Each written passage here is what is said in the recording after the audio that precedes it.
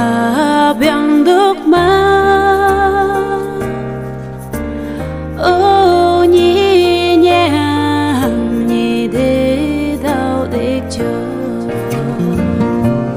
đừng hẹn thế bulan nhớ uy chỉ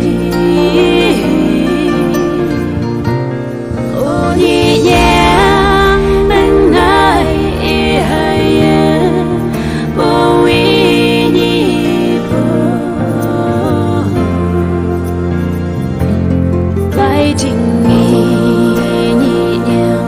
và nâng đỡ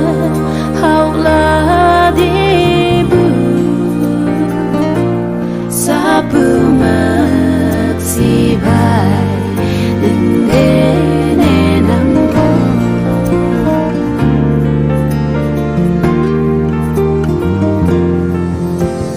hà bên được mà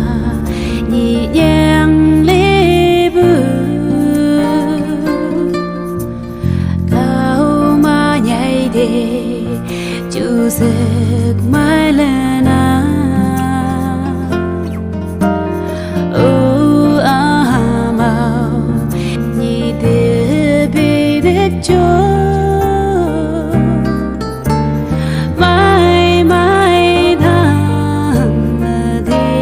bị đứt cho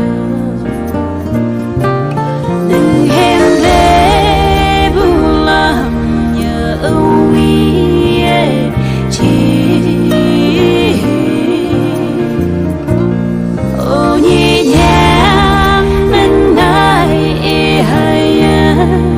vô uy nhị vô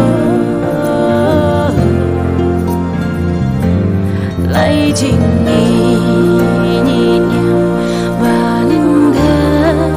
hậu là đi bù sa bù mất si bài